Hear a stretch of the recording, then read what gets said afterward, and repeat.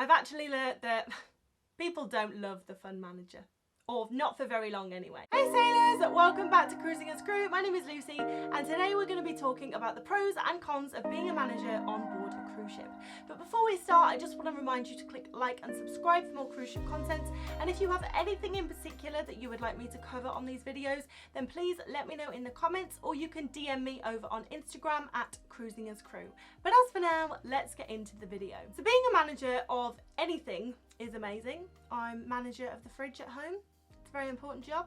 Being a manager on board a cruise ship is amazing, but like every single job out there, it has its cons as well as its pros, and that's what we're going to go through today. So let's start with the cons and end on a positive note. You have to lead by example and set a standard for your team. So working on cruise ships can be a lot of fun. There's new ports, there's new people, there's new parties, the 3 Ps.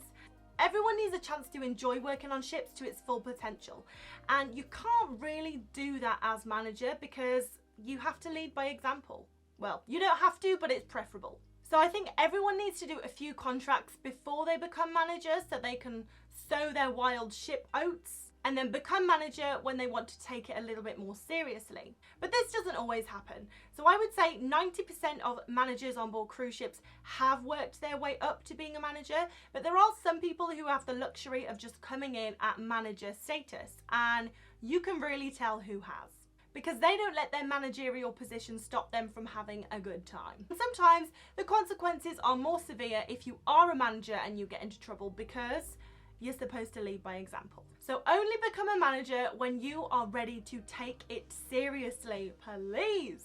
I've had people who have come in straight as manager level. They've never been on a ship before, and I don't care who you are, how old you are.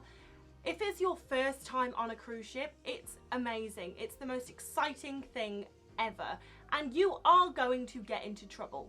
Maybe not serious trouble, but you are going to do some things that are not favourable, because you're testing the waters, you're trying different things, you're meeting new people. So I've had a manager before, it's been her first contract, she's come on as manager, and you know, she's the one telling the team not to get drunk, but she's the one that everyone's carrying home at the end of the night.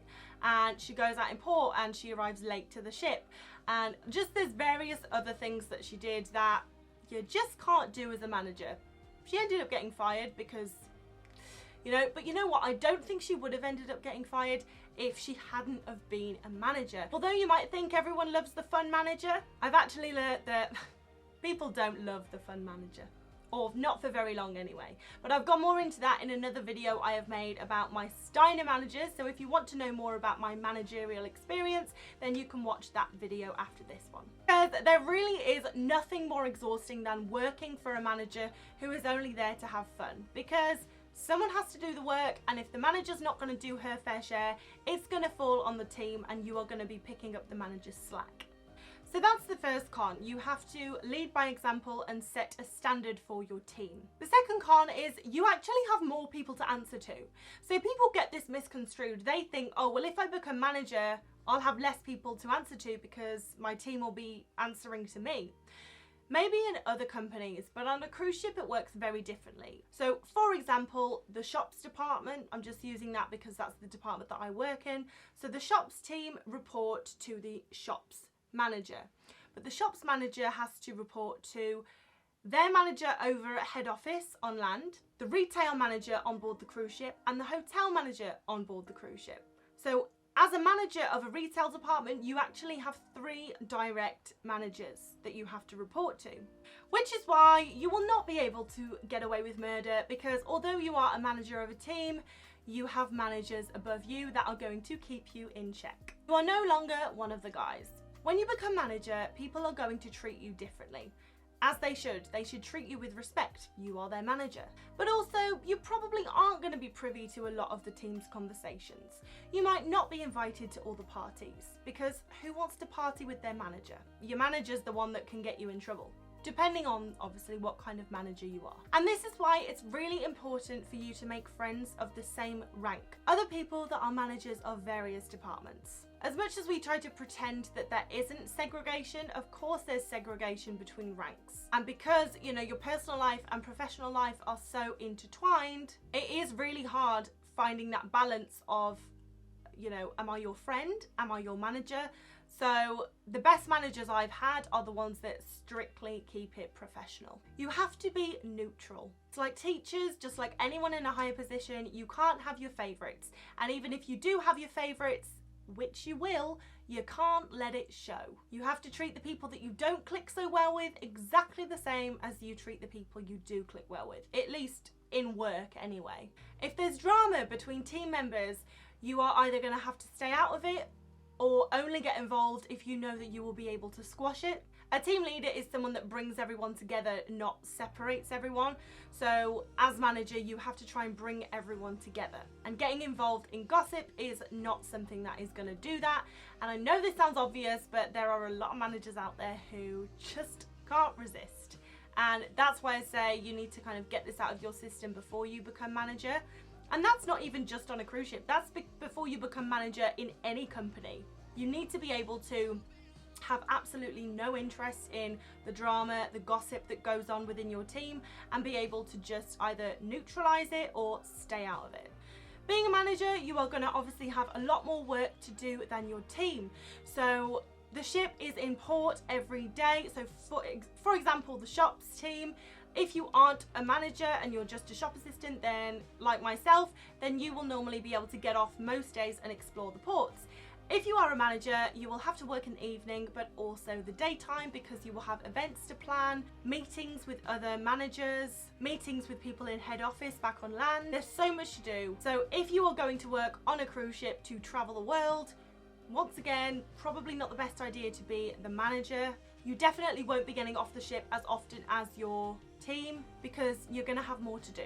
There's a lot of stress with being a manager, and obviously this isn't just exclusive to cruise ship managers, this is managers all over the world, you know, in like the retail sense. So if you work in the spa, the shops, the casino, the photography department, and the manager is usually the one to deal with customer complaints, deal with any refunds, but also you get the stress from head office about targets, the fact that your team has to make a certain amount of money, and if they don't make that money, that falls on the manager's head. It's your fault effectively that we didn't hit target. So to be a manager, you definitely have to be able to handle stress well. I think people who thrive under stress are definitely the ones who are better off working on a cruise ship, because it's such an intense environment and there is so much going on that you have to be able to process things and deal with them really fast. And I've definitely experienced managers who just crumble under the pressure, and that's not nice to see. No one wants to see that. It's awful. But I think it's very easy for people who aren't a manager to look at the managers and think, oh, I could do that. It's because they're good at what they do and they make it look really easy.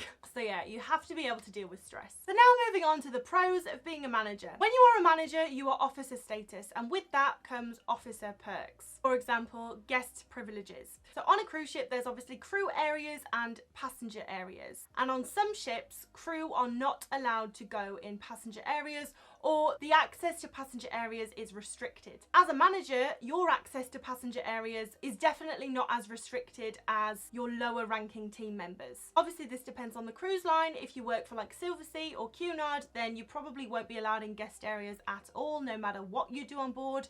Whereas like Royal Caribbean, P&O, MSC, the managers are going to have more access to guest areas, which means that you can go and see the shows, you can go for dinners in the restaurants, you can go and sunbathe on deck, you can go and enjoy the guest facilities basically. As manager, you will have your own cabin. And to be honest, I didn't really realise how amazing having your own cabin was until I went to Virgin and I have my own cabin, even though I'm not a manager. Because after spending all day interacting with people, being around passengers and crew members, oh my god. At the end of the day, to be able to go back to your own space and just be quiet, not have to speak to anyone, and also just have your own little space to decorate it how you want. If you want fairy lights up, if you want your wall covered in pictures of Will Smith, you can. So it is a real luxury to have your own cabin. And as a manager, that's what you get. You have shorter contract lengths. So the idea is that when you're a manager, your contract is probably going to be a little bit more stressful than your lower ranking teammates' contracts. So therefore they make the manager's contracts shorter normally. Even though you might choose to extend it, you have the option of having a shorter contract. And it's just really nice to have the option. And also, if you are a good manager and your team hits target a lot, then you are definitely going to have more of a say in what ship you go on next and what contract lengths you want to do. You make more money. Obviously, you work more, you're in charge of more, you have more responsibility, you make more money. And if you work, I don't know about all the other departments, but if you work in the revenue department, it can be a lot more money. If the team hit target, the manager gets commission on that. So you can earn a lot of money being a manager if you have a good team and if you are a good manager. As manager, your job is going to be mainly paperwork focused.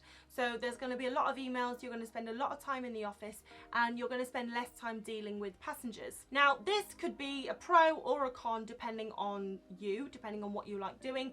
It would probably be a con for me because I really like interacting with passengers and chatting, as you can probably tell. However, I know that customer service can sometimes be difficult. So when you're a manager, you don't have to do that as often, which is why I'm saying it's a pro. And last but not least, you're in charge of a department. It's amazing. And you get to make the rules. I mean, obviously, as I said, you have managers that are gonna watch what you do, but as long as your team's happy and you're making the money you should do, it doesn't matter. It doesn't really matter what you do. But anyway, I hope you have enjoyed that little video on the pros and cons of being a manager on a cruise ship. If you have, then please press the like button and the notification bell because I have a lot more videos coming your way. But while you wait for those videos, you can check out these two videos here. Or if you are interested in the manager subject, then you can go and check out the video that I have linked down below all about my managers that I had when I worked for Steiner. But once again, thank you so much for watching. I hope you have a wonderful day and I will see you in the next video.